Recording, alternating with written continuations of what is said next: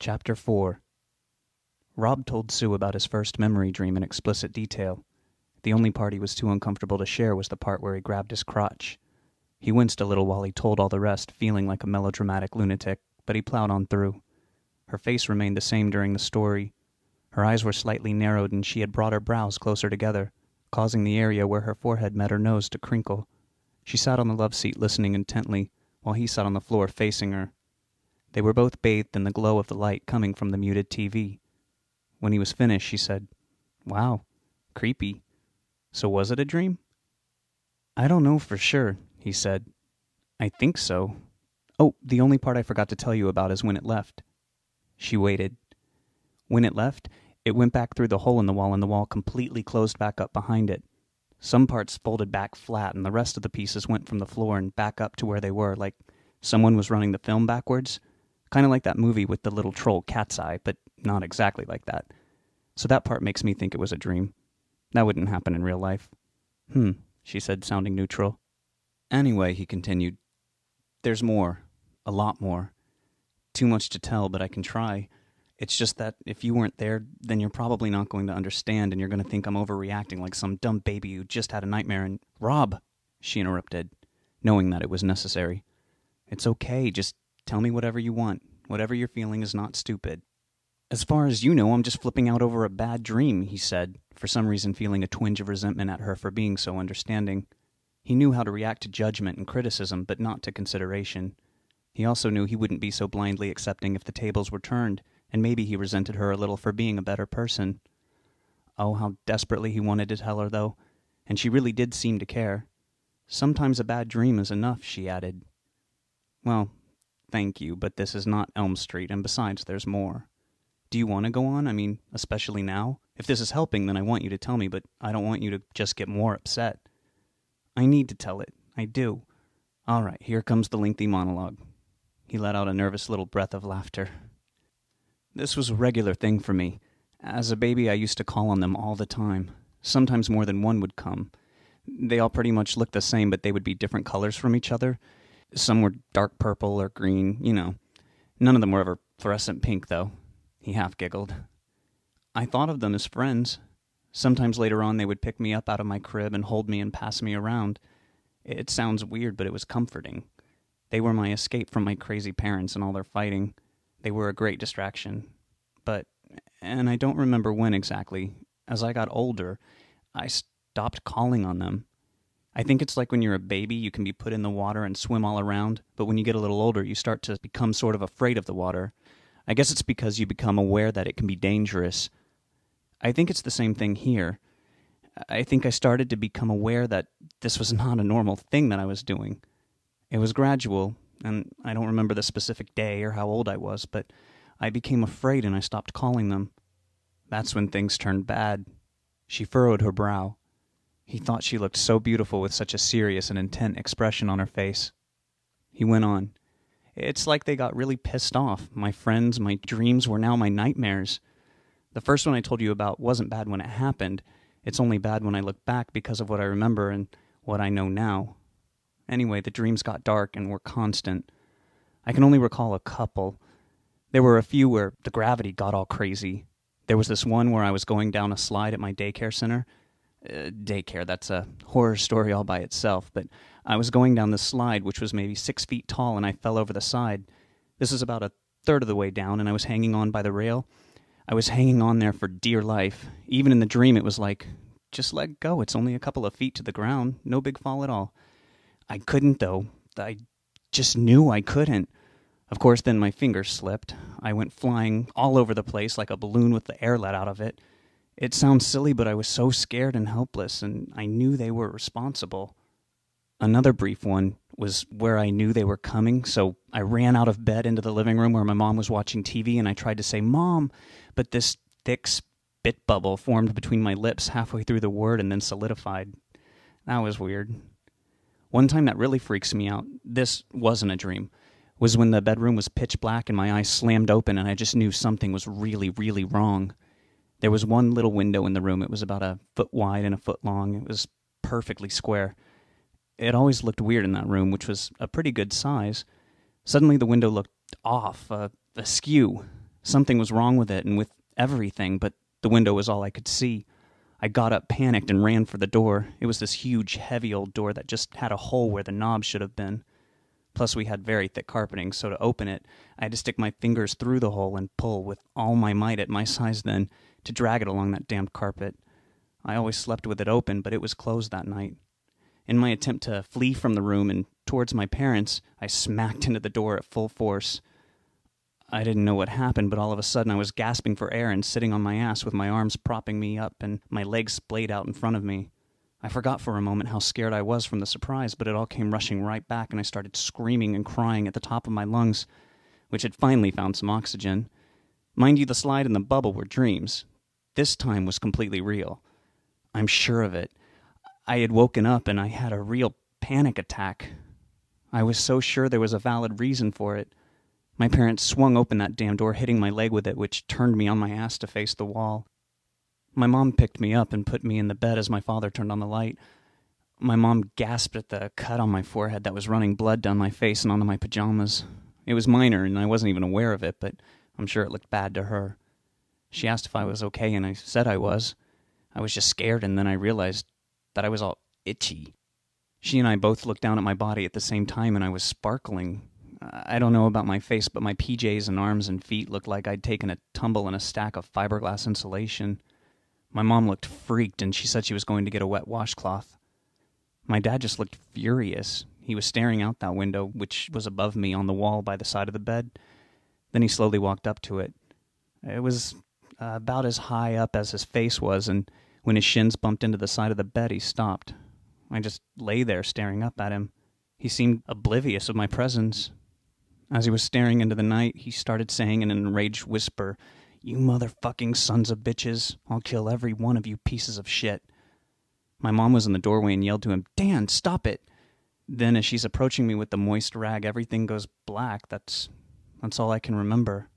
Sue was just staring at him. He said, "I don't know what it means or how it ties into the rest, but it does feel important, or at least like it is a part of it." She nodded. "Is this boring you?" he asked, realizing that he had been going on and on. "God, no." "You want to hear the last chunk?" "Sure." "Okay." He took a deep breath and went further. He tried to be as detailed as he was with his previous accounts. He described how things had gotten progressively even worse in his dream world. He talked about a nostalgic dream where he again woke up but still was in the dream with that same intense, "get out now" feeling. But that time, before he could move, he flew up to the ceiling in an instant and landed up there on his hands and knees. At that moment, one of them walked into the room. It did not come through the wall that time, but flung open the door to his bedroom. Rob craned his head over his shoulder to look down at the thing that still had its green hand flat on the door. It tilted its faceless head upward and looked, without eyes, right at him. Despite the fact that it had no ocular cavities or facial features, it was amazingly expressive. He explained that now that she had a basic understanding of what the dreams were like, he could then tell her about the time they came to him for real, in the real world. "What?" She sounded surprised. "I'm getting there," he said, and then it was time to wrap it all up. He wouldn't be able to do it neatly. It would be wrapped as neatly as a fully assembled bicycle for a lucky little boy or girl on Christmas morning, with all its awkward, crumpled sections not disguising it at all, but he set about the seemingly impossible task anyhow.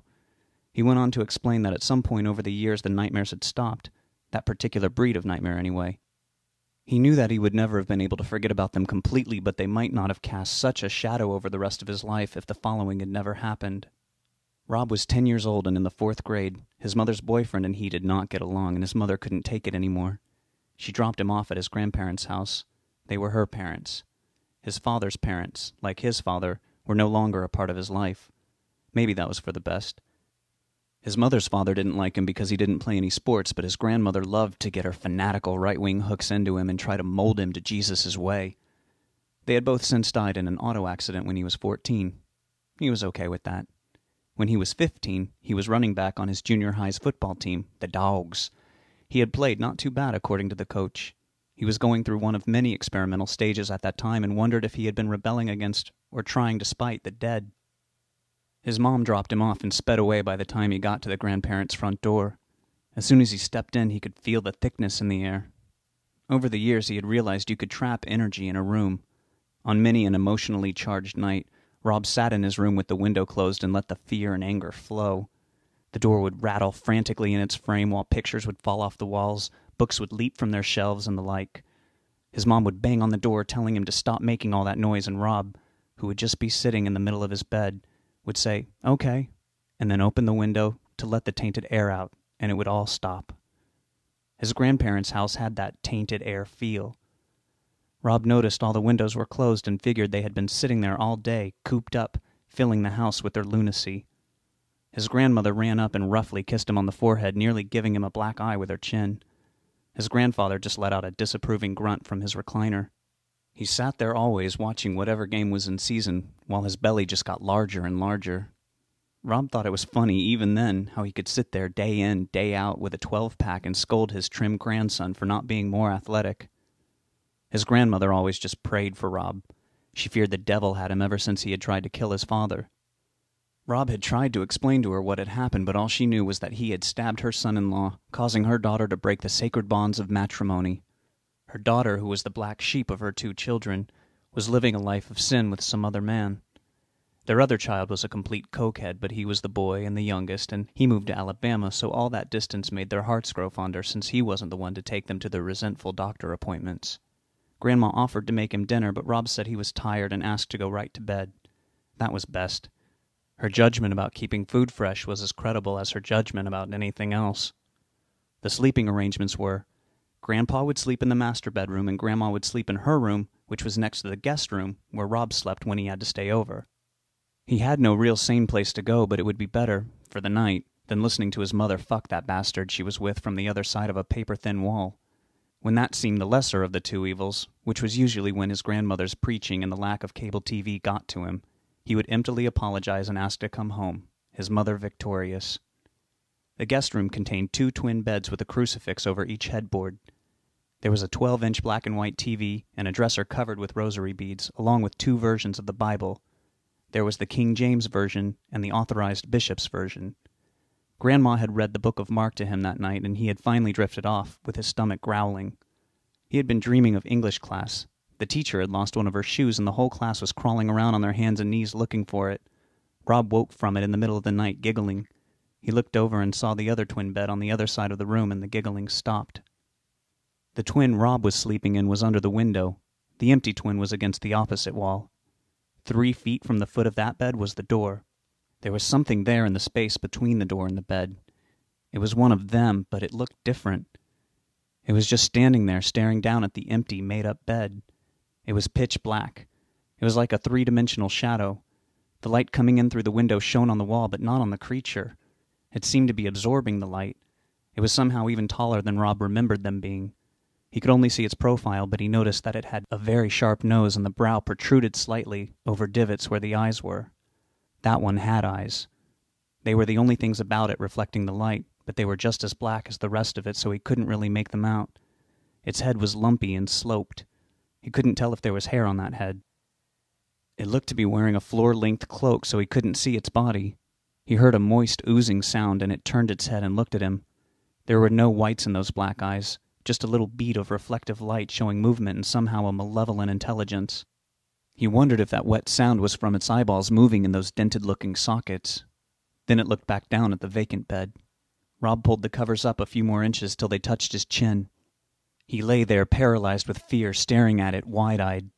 Then he gulped. It seemed deafening in the silent room, but he hoped that only he had heard it. It instantly, with a steady, fluid-like motion, turned to face him. It was actually harder to see it while looking at it head-on. Features were more difficult to make out.